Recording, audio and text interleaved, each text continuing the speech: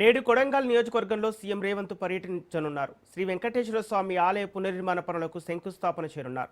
430 పడకల ఆసుపత్రి నిర్మాణం, దౌలతాబాదు ఆలయం, కోస్గి వేణుగోపాల స్వామి ఆలయ పనులకు శంకుస్థాపనలు చేయనున్నారు.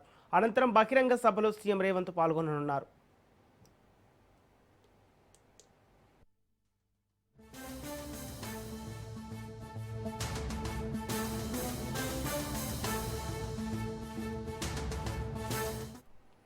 నేడు కొడంగల్ నియోజకవర్గంలో సీఎం రేవంత్ పర్యటించనున్నారు. శ్రీ వెంకటేశ్వర స్వామి ఆలయ పునర్నిర్మాణ పనులకు శంకుస్థాపన చేయనున్నారు.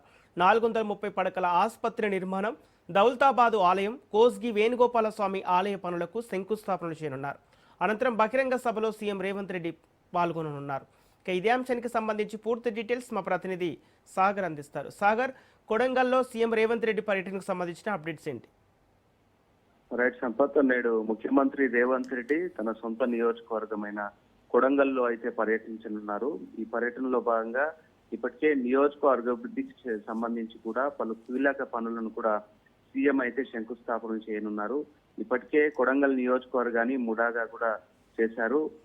తర్వాత ఏదైతే ముఖ్యంగా ఆయన ఆధ్యాత్మిక కావచ్చు, ఆరోగ్య రంగాలకు సంబంధించిన ప్రాజెక్టులకు శ్రీకారం చుట్టనుండడంతో స్థానికంగా కూడా ఆసక్తి నెలకొందని చెప్పుకోవచ్చు. మొత్తానికైతే కూడా పట్టణ కేంద్రంలో దాదాపుగా 110 కోట్ల అంచనా వ్యయంతో కూడా లక్ష్మీ వెంకటేశ్వర స్వామి ఆలయ పునర్నిర్మాణ పనులకు ముఖ్యమంత్రి అయితే మొదటగా శంకుస్థాపన చేయనున్నారు.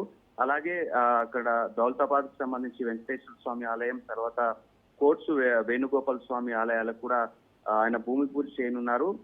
ఆలయాల అభివృద్ధిపై కూడా పూర్తిగా ప్రత్యేక దృష్టి పెట్టినట్టు కూడా ఇప్పటికే స్థానిక నాయకులు చెప్పుకొస్తున్న పరిస్థితి. అయితే ఇక ఆరోగ్య రంగంలోకి వచ్చేసరికి స్థానిక ప్రజలకు, కొడంగల్ స్థానిక ప్రజలకు మెరుగైన వైద్య సేవలు అందించేందుకు కూడా ఆయన 430 పడకల ప్రభుత్వ ఆసుపత్రి భవన నిర్మాణానికి కూడా శంకుస్థాపన చేయనున్నట్టుగా కూడా తెలుస్తుంది.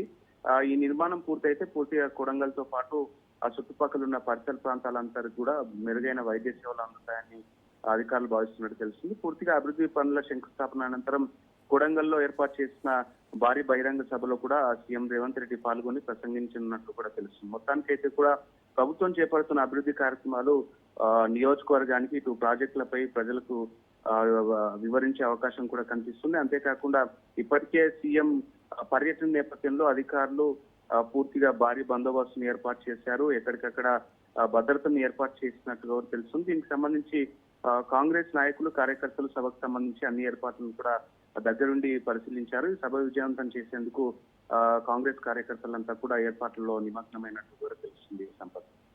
Okay, thank you Sagar.